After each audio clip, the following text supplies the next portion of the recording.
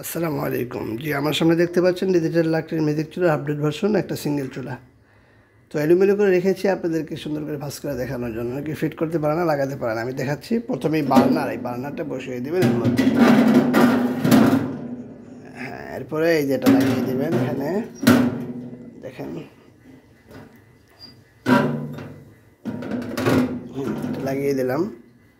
এরপরে ফ্যান, এই ফ্যানটা খোলা থাকবে, এই ফ্যানটা